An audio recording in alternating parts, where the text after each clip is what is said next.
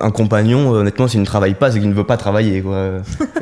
Hello tout le monde, bienvenue dans ce nouvel épisode de Jeune et Brillant. Si vous aimez ce podcast, n'hésitez pas à mettre un petit like ou à vous abonner à la chaîne. L'orientation professionnelle est un défi pour de nombreux jeunes et leurs familles, entre filières générales, études longues et diplômes spécialisés.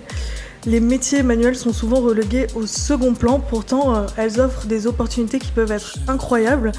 Il existe une voie qui conjugue savoir, transmission, autonomie et mobilité, le compagnonnage. Et aujourd'hui, pour en parler, je reçois Milo, qui est menuisier chez les Compagnons du Tour de France, actuellement en 2e année de formation. Il va nous raconter son expérience et nous faire découvrir ce que signifie apprendre par le geste et par le voyage. Et pourquoi ce modèle séculaire continue-t-il d'attirer et de transformer les jeunes d'aujourd'hui.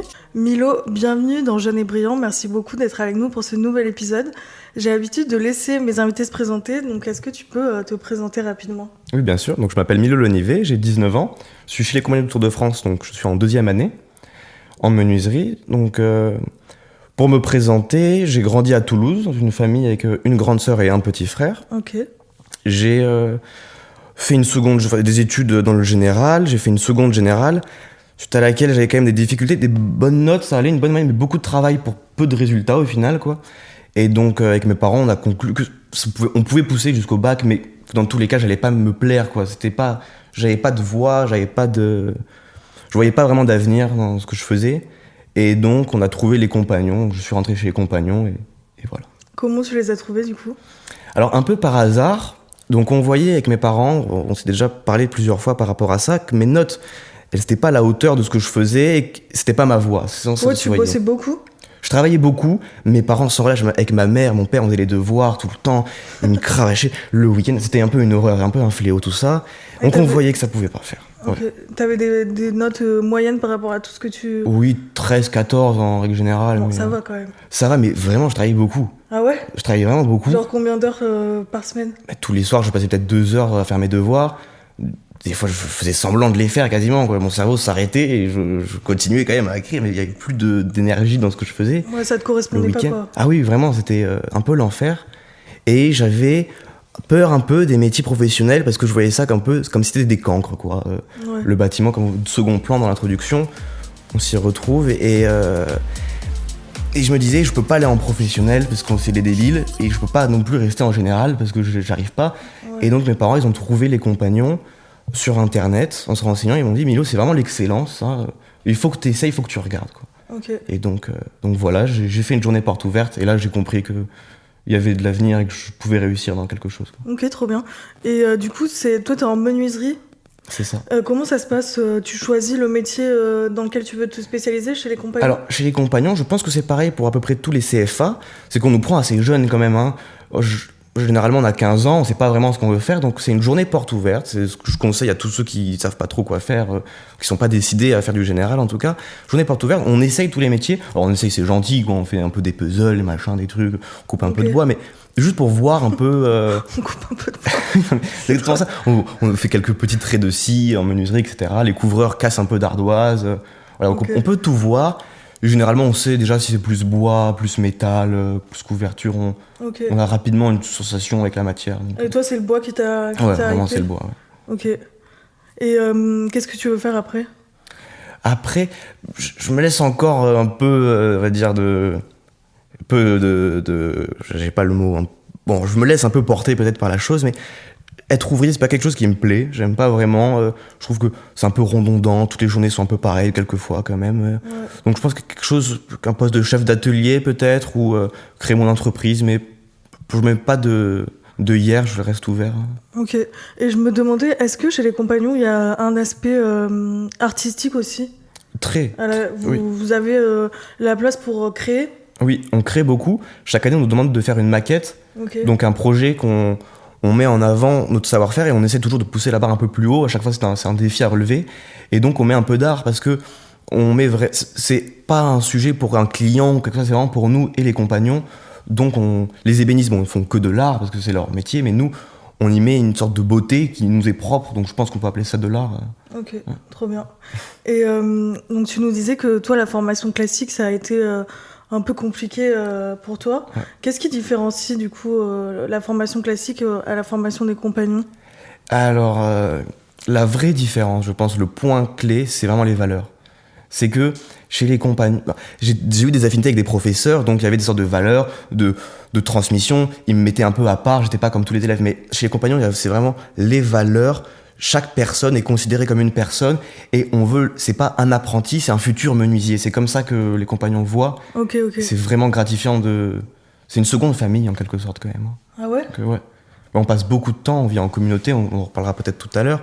Beaucoup de temps ensemble, on apprend à se connaître et à s'aider. C'est vraiment les valeurs. Ouais, du coup, tu nous parles de transmission aussi un peu. C'est quoi le rôle clé vraiment des anciens, des compagnons pour vous? Les anciens, en fait, on les voit physiquement à peu près une fois par mois dans des réunions mensuelles. Ah ouais? On a donc des réunions, il y a des différents ordres. Par exemple, le jeune ne peut pas rentrer avant l'autre parce que du coup, plus on monte dans la société, entre guillemets, plus on parle des gens qui sont les plus jeunes.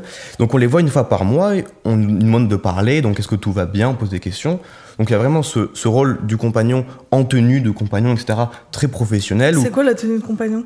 La tenue de compagnon, il n'y a pas vraiment de tenue, donc c'est un costume, il y a des petits attributs, donc une cravate, un petit bandeau, une canne, etc., un peu comme les grades à l'armée, quoi, finalement. Ok, une canne? Une canne, oui, la canne de compagnon, ça fait partie des symboles, toute une histoire, des légendes. D'accord. Donc on a le compagnon donc, professionnel dans son rôle de compagnon, et après on a le compagnon un peu plus naturel, je dirais, où on va boire une bière ensemble le soir, ou quand ça ne va pas trop, on peut parler. Et donc le compagnon est là pour nous apprendre sur le métier, parce qu'il connaît bien mieux que nous, bien évidemment. Et il est aussi là un peu en copain, un peu en grand frère, en parent, je sais pas comment on peut voir ça exactement. Ok, donc quand t'as un compagnon, si je comprends bien, c'est un peu un engagement pour la vie, non? Alors oui, c'est ça, quand on est compagnon, on est toute sa vie. Ouais. Même si on décide de quitter les compagnons, ça nous laisse quand même, ça nous marque, ça nous laisse une empreinte. C'est pour toute la vie, c'est vraiment des valeurs qu'après une fois qu'on les a, c'est pour tout le temps, quoi. Ok. Et au niveau de l'apprentissage, comment ça se passe le quotidien entre formation et immersion en entreprise du coup? Ouais. Alors quand j'étais à l'institut à Mouchard, donc je découvrais le métier et puis j'ai passé mon premier CAP. Ça se passe entre chaque période de vacances. On est soit à l'institut pendant 2 mois à peu près, et après on est en entreprise pendant 2 mois.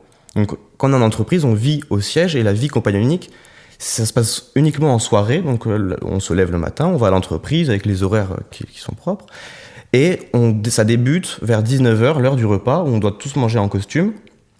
Il y a tout un petit règlement, on n'a pas le droit de dire de gros mots, de parler de politique, etc. Le but c'est de se détendre, mais on reste, voilà, on est en costume, on n'a pas le droit de dire de grossièreté. Après on a les cours du soir qui durent 2 heures, et après on a les maquettes. Donc généralement le cours du soir c'est de 20h à 22h, et les maquettes on nous occupe jusqu'à une petite heure du matin, pendant une période de l'année. Ah ouais, c'est quand même costaud, non? C'est quand même costaud. Mais vu qu'on est tous ensemble, on sent pas vraiment que c'est dur, quoi. Ouais. Enfin, à la fin, bien évidemment, ça commence à tirer, mais on est tous ensemble, on est portés par le groupe et ça nous aide beaucoup. Ok, et c'est pendant 6 ans, c'est toujours la même chose, plus ou moins les horaires et tout ça? C'est ça, plus ou moins les horaires. Et après, on a une période, donc la maquette. On peut diviser, c'est un trimestre en fait. Chaque trimestre, on a quelque chose à faire. Donc, premier trimestre, on a la conception de la maquette. Donc, l'étude des plans, les compagnons viennent nous corriger, nous aider. Après, on a la partie réalisation sur le second trimestre. Et le dernier, donc, on n'a plus rien. On n'a plus de cours du soir, on n'a plus de maquette, on profite de la ville. C'est là vraiment qu'on découvre la ville dans laquelle on est arrivé. Ok, et ça ressemble à quoi une maison de compagnons du coup? Alors, la maison classique, c'est une grande salle à manger, une grande cuisine et des chambres communes. En général, on 3 par chambre, quelque chose comme ça, avec une salle de bain par chambre. Et il n'y a pas de filles, du coup, que des garçons? Si, bien évidemment, il y a des filles. Ok. Oui, pas énormément, parce que les métiers du bâtiment n'attirent pas beaucoup les filles. En ébénisterie, un peu plus, parce que peut-être on retrouve l'art que certaines filles préfèrent. Il n'y a pas énormément de filles, je pense qu'il y a une vingtaine de filles peut-être. Sur combien? Sur combien? Un millier, je pense. On est combien? En toute corporation confondue, je pense qu'on doit être 1000 à peu près. Et il n'y a que 20 filles? Oui, ça c'est vraiment un peu. Oui. Donc ouais, il y a quasiment pas de filles. Donc mon ami qui est pas sur le champ de la caméra nous dit que ça a été ouvert en 2018 aux filles. Donc voilà. Ah, ok, donc c'est tout nouveau quoi. C'est tout nouveau. Okay. Après, ça pose toujours débat, parce que c'est quand même une génération d'anciens qui sont assez âgés avec une vision un peu aériée pour quelquefois. Donc, et du coup, ils étaient pas vraiment d'accord pour que ça soit ouvert aux filles, c'est ça que tu me dis? C'est ça, il y a toute tout un débat, mais c'est un peu un schmilblick qui nous est propre. Depuis, moi, je suis tout à fait pour que les filles viennent et ça nous fait du bien de changer un peu de ce qu'on a connu depuis 300 ans, c'est-à-dire avoir des filles. Puis il y a une vie qui est un petit peu différente parce que du coup, les filles peuvent pas dormir avec les garçons, ce qui se comprend. Donc ça demande un peu de modification d'infrastructure, mais c'est quand même chouette. Ok. Elles doivent se sentir seules quand même, les filles. Eh ben, j'en parlais justement avec une autre fille qui est sur Arras et c'est un peu compliqué pour elles parce que du coup elles sont ensemble donc très soudées par contre naturellement, mais il y a une sorte aussi de petite pression du fait qu'elles soient vraiment minoritaires. Et dans les années à venir il y en a de plus en plus. Moi j'espère ouais. Ce serait bien que les métiers un peu normés, enfin genrés hommes s'ouvrent un peu plus aux femmes quoi. Après genre et homme, oui je conçois tout à fait que c'est genre et homme, mais après ça se comprend. Je sais pas pourquoi. C'est physique, mais les femmes sur le plan physique, je veux dire, les meilleurs coureurs d'ultra trail, ce sont des femmes, donc physique peut-être pas vraiment, mais la société veut que c'est comme ça. Puis je pense que plus de filles sont peut-être heureuses d'être, je sais pas, maçonnes si elles aiment ça, mais il y en a peu quoi. Ouais. Donc, et tout à l'heure tu nous parlais du coup de valeurs fortes. Est-ce que toi t'as une expérience marquante, une petite anecdote qui illustre cette... Ah oui, j'en ai une. C'est la fraternité, c'est vraiment des valeurs fortes, la fraternité. Et l'année dernière, donc j'étais sur la ville d'Annecy, et j'avais un ami à moi, donc on a une maquette à réaliser avec une deadline. Donc ça tombe mi-avril la plupart du temps, donc mi-avril que ça soit fini. Et généralement, les dernières semaines, on dort pas beaucoup, parce qu'il nous reste du travail à faire. Et mon ami était vraiment dans le pétrin, quoi. Sa maquette n'était pas du tout finie. Et je me suis dit, bon, allez, Milo, même quelqu'un que je n'apprécie pas particulièrement, j'ai pas passé de très bons moments avec lui tout le temps, et je me suis dit, fraternité. Et j'ai même pas pensé aux valeurs, je suis allé l'aider. Donc on a fait une semaine quasiment en nuit blanche tout le temps, quoi. On se couchait à 4-5 heures du matin pour l'aider. Et j'ai aidé. Et c'est venu naturellement, quoi. C'est beau. Ouais, c'est vraiment beau. Et plus je grandis, plus je me dis que ces valeurs-là, on les retrouve pas partout dans la société, quoi. Non, ça c'est clair. Ouais. Et du coup, le Tour de France, c'est une tradition qui est emblématique des compagnons. Ça change quoi dans l'apprentissage de ton métier de menuisier ? Et déjà, un métier du bâtiment, on l'apprend avec un CAP ou un bac pro en 2 ou 3 ans. Donc, si on veut devenir électricien, en 1 an, 2 ans, ça peut être fait même. Et chez les compagnons, on va jusqu'au bout des choses. C'est-à-dire qu'on a un métier, ça fait plus de 2000 ans qu'il existe. On a vu récemment avec Notre-Dame qu'il y a un vrai savoir-faire qui est indiscutable, quelque chose qui est vraiment compliqué, qui n'est pas mis en avant parce que beaucoup de choses sont très simples. Les hôpitaux, tous les monuments, les HLM, tout ça, on voit pas la vraie valeur des métiers du bâtiment, mais on peut aller loin et chez les compagnons, ça nous permet vraiment d'aller jusqu'au bout des choses, d'apprendre bien un métier avec des valeurs dans de bonnes conditions. Et ça se passe comment concrètement ? C'est chaque année tu vas dans une ville différente, c'est ça. Donc on est libre de devenir compagnon un peu quand on prétend qu'on peut l'être, en tout cas on se présente. Et donc on peut rester aussi longtemps sur le Tour de France qu'on veut, quasiment. Bon, c'est ridicule, mais cette année je postule, entre guillemets, je me présente pour l'affiliation, donc ma rentrée dans la société. Donc j'aurai un petit rôle d'accompagnateur envers les plus jeunes. Okay. Mais c'est moi qui décide quand est-ce que je veux tailler. C'est-à-dire que je peux dire je ne me sens pas prêt, et donc mon Tour de France pourra durer peut-être 10 ans si je ne me sens jamais prêt, et que la 9e année je ne me sens prêt. Mais en règle générale, c'est 6 ans, et voilà. J'oublie la question. La question, c'était concrètement comment ça se passe le Tour de France. Chaque année, tu vas dans une ville. Voilà, c'est ça. Donc, ça dure le temps qu'on veut à peu près, et chaque année, on postule pour 3 villes. Donc, généralement, on entend qu'à Anglette, c'est plus la fête, peut-être. À Paris, on peut sortir et voir Notre-Dame. Donc, on met les choix, et c'est les compagnons qui nous choisissent. Et t'as fait quoi comme ville jusqu'à présent, toi ? Alors, j'étais à Bordeaux en apprentissage, et après, j'étais à l'Alléchère, donc campagne d'Annecy, c'est dans la Savoie. Ouais, je vois où c'est. Donc, station de ski, j'ai fait des chantiers à Courchevel magnifiques, permis de voyager. Trop bien. Et c'est quoi que t'as préféré, du coup ? Ce que j'ai préféré là-bas, je pense que je courais pas mal, je faisais du trail, et vraiment c'est la montagne. Quand j'y repense, je pense à la montagne, à Milo essoufflé en haut d'une petite colline. Et c'est quoi ta ville de rêve un peu, que t'aimerais trop faire ? La ville de rêve, j'aimerais bien aller dans le sud, pas mal, mais Anglette, j'aimerais bien aller à Anglette, je pense. Côté plage, côté festif, ça peut être pas mal. Ah ouais, c'est connu pour faire beaucoup la fête à Anglette ? Ouais, c'est connu pour faire la fête. Ok. J'aime bien. Et je pense qu'il y a des gens qui voient ça, qui verraient plus ça comme une contrainte de tout le temps bouger. Toi, tu penses que c'est un atout ? Je pense qu'on peut tirer de bonnes choses dans toutes les situations. Donc, effectivement, c'est compliqué, mais c'est un atout si on le prend les choses correctement, quoi. On est loin de sa famille. Moi, je sais que je suis très proche de ma famille, je les aime beaucoup. Il y en a qui, c'est pas le cas, qui se réfugient chez les compagnons. Moi, c'est pas le cas. J'aime vraiment ma famille. Et donc, c'est dur de les quitter. À chaque vacances, quand je reviens de vacances, j'ai un petit coup de mou parce que c'est vraiment de bons moments. Ah, tu les revois que aux vacances? Et je les revois que aux vacances, du coup. Et c'est les vacances scolaires? Non, c'est à Noël et un mois en août. Ah ouais. Donc, ouais, c'est dur. Ouais. Mais ça nous permet de sortir de notre zone de confort, en tout cas pour ma part, et ça nous fait grandir de vivre loin de notre famille. Ils nous épaulent, on les appelle, mais pour certains c'est vraiment compliqué. Et ils n'ont d'autres, pas le c'est droit de facile. venir dans la ville où t'es, par exemple, passer un week-end? Ah si, bien sûr, l'année Ah. dernière mes parents sont venus, ils étaient au ski alors que je travaillais, et donc ils m'ont rejoint au siège, ils ont vu dans les locaux, les maquettes, etc. Trop mes bien. collègues. Ouais. Et tu travailles le week-end aussi? On travaille le week-end, bien sûr, oui. Ok. On a des cours le week-end, donc des cours du samedi comme ce samedi, sinon on travaille sur les maquettes.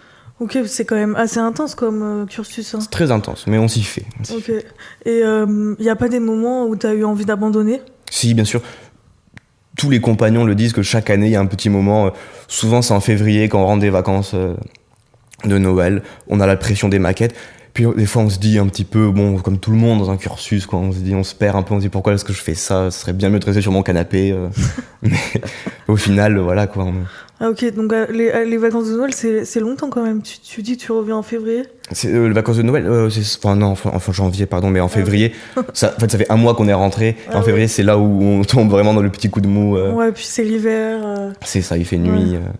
Et ça a été quoi? Est-ce que tu as une petite anecdote lors de tes déplacements,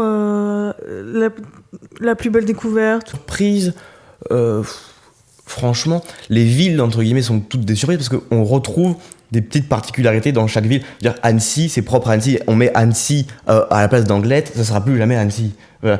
Chaque ville, hein, les locaux peut-être, et on s'immerge un petit peu dans une sorte de monde. C'est vraiment cool. Puis le fait de voyager, ça nous apprend plein de choses. Donc, tout se mélange un petit peu, ça nous fait un bon souvenir. Et à chaque fois, c'est des compagnons différents, du coup. Donc C'est ça.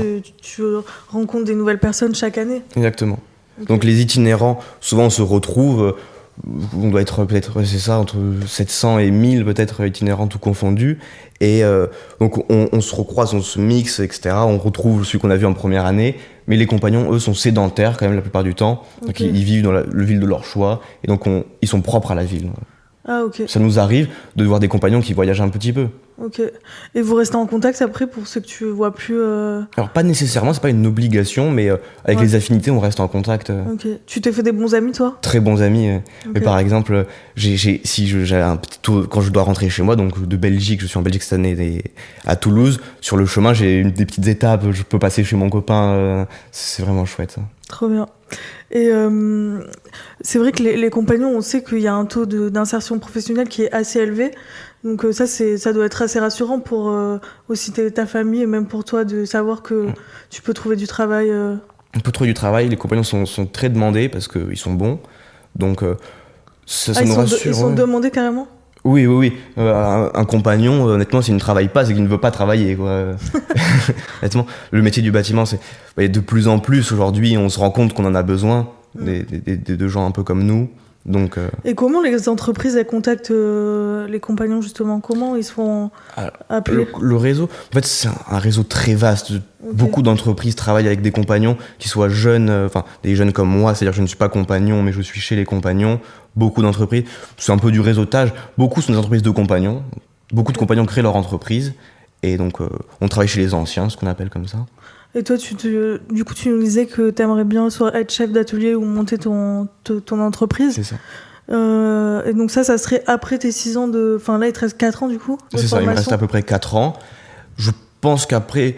Bon, j'ai encore 4 du coup entreprises à découvrir. Je pense qu'après, je travaillerai dans l'une d'entre elles. Bon, Ok. l'entreprise de l'année dernière me plaît beaucoup. J'aimerais bien retourner travailler, mais je vais en découvrir d'autres. Je pense travailler comme ça quelques années pour vraiment rouler ma bosse. J'adore voilà. cette expression, rouler ma bosse. Est-ce que tu aimerais bien transmettre à ton tour ce que tu as appris? Ah oui, beaucoup. C'est l'une des raisons qui me pousse aussi à rester chez les compagnons, même quand j'ai plus envie. Des fois, voilà, je me dis j'en ai marre. Voilà.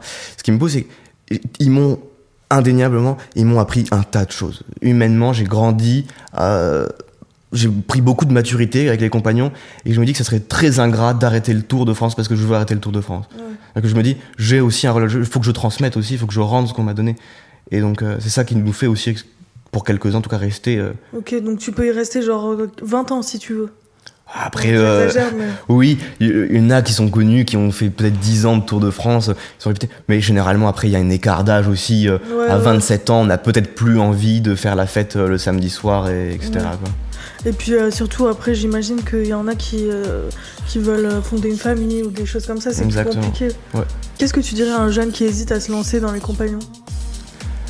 Déjà, je pense qu'il faut... Qu'est-ce que je dirais ? Il faut être un peu sûr de soi quand même, faut être passionné, il faut aimer le travail, mais ça on le découvre, même si moi je me rappelle, j'étais pas un gros bosseur, je travaillais parce qu'il fallait travailler mais je me mettais pas de plaisir, et on découvre finalement en fait qu'on peut être bon et réussir, donc vraiment faut se lancer, faut pas avoir peur, et puis je connais plein de gens qui ont commencé en menuiserie, qui ont fini en charpente, qui ont fini plombier. La porte tu peux changer ? On peut changer, si on ne se plaît plus, on redémarre à zéro, mais on peut changer. D'accord. Et toi, t'as déjà réfléchi à... Enfin, est-ce que ça t'a déjà traversé l'esprit de changer de métier ? Pas changer de métier, mais me complémenter un petit peu ma formation avec de l'ébénisterie. J'aime beaucoup l'ébénisterie.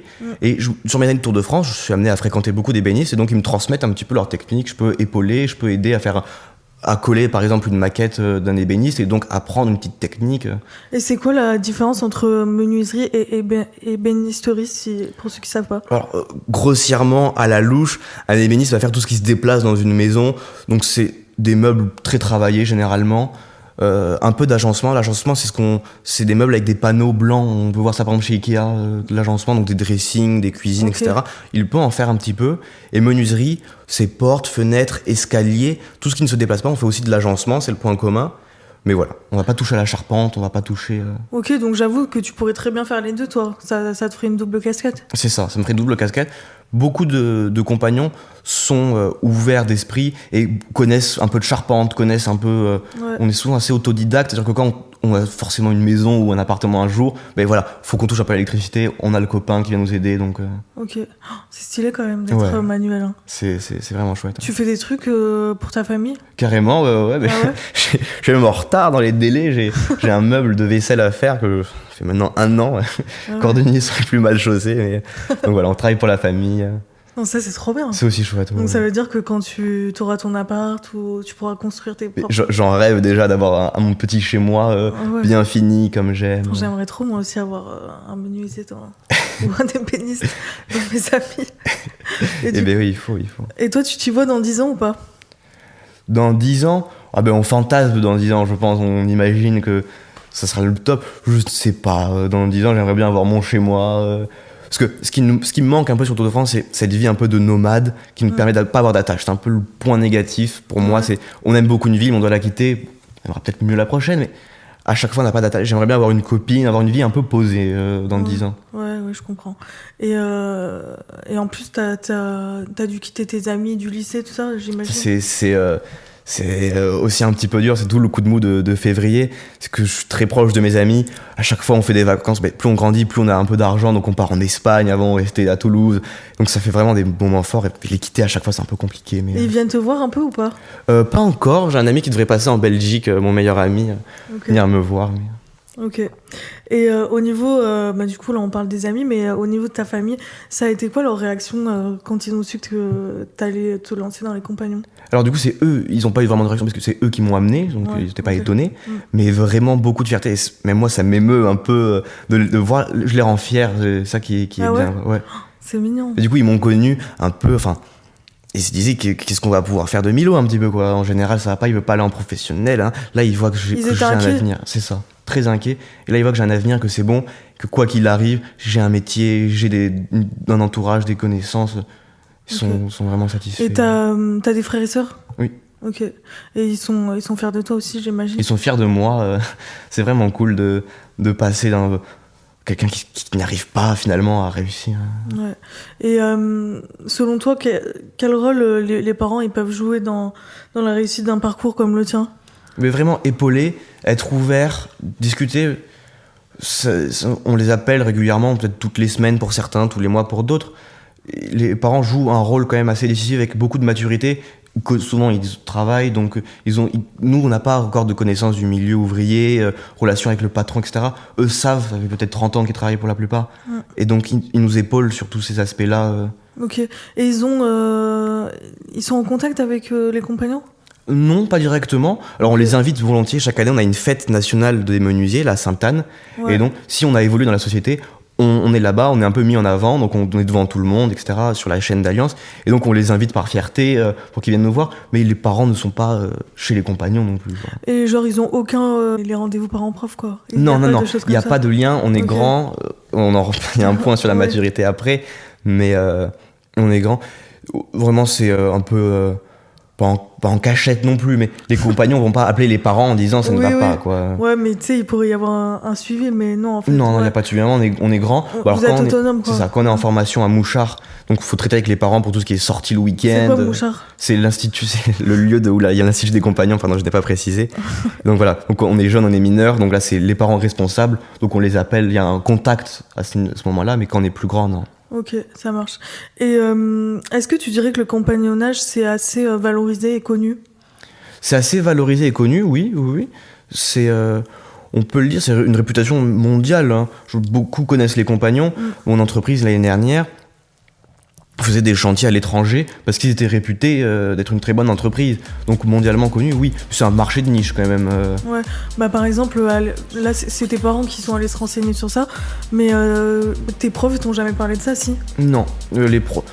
Je pense que beaucoup... Vous connaissiez, vous, les compagnons, avant ? Je connaissais un petit peu, ouais, mais c'est vrai que... Comment j'ai connu, moi, les compagnons ? Ça existe en cuisine aussi, non ? Oui, bien sûr. Je crois que mon frère, il voulait faire dans la cuisine. Okay, c'est comme ça que j'ai connu. Ok, d'accord. Mais la Notre-Dame, bon, ça nous a bien mis en avant. Ouais. Mais oui, c'est reconnu, puis il y a une bonne réputation. Ok. Personne ne peut en douter. Et si tu devais résumer en une phrase que t'as apporté le compagnonnage, tu dirais quoi ? Beaucoup de maturité et de confiance en soi. Ok. Et donc, quand on était en off, je te parlais de pédagogie, de maturité. Est-ce que ça te parle, toi ? Est-ce que tu as l'impression que les compagnons, c'est une pédagogie de la maturité, oui, justement ? C'est une pédagogie de la maturité. Alors, comme j'ai dit, il y a des points chaque mois, donc ils sont un peu omniprésents, mais on est livré à nous-mêmes. C'est-à-dire, si on ne veut pas travailler, on ne travaille pas, mais on le fait, on se met en route tout seul et par maturité, et on devient... nos grands frères, les aînés, etc., peuvent nous épauler, nous coacher un petit peu, mais on est laissé en autonomie. Et ça, c'est vraiment chouette. Ça nous permet, si on tombe, ils nous rattrapent, bien évidemment, mais ils nous laissent tomber quelquefois, échouer, nous dire, voilà, devant le fait accompli, tu n'as pas réussi, alors maintenant on peut t'expliquer, on va t'aider, etc. Ouais. Et il y a aussi ce côté, maintenant avec la transition écologique et tout, je pense que ça va être encore plus mis en avant, les métiers manuels, parce qu'on va en avoir encore plus besoin de ces métiers-là. Est-ce que vous, c'est quelque chose dont vous parlez de la transition écologique au sein des compagnons ? Non, j'en ai pas encore... Non, chez les compagnons, on n'a pas parlé de ça. Alors, je pense que le sujet se pose en réunion, etc. Mais personnellement, je n'ai pas été confronté à la question ni à la réflexion qu'il y a derrière. Mais après, on s'adapte quand même beaucoup. Ce qui m'étonne chez les compagnons à chaque fois, c'est que on arrive à garder, si vous voulez, une tradition ça fait plus de 300 ans que les compagnons existent.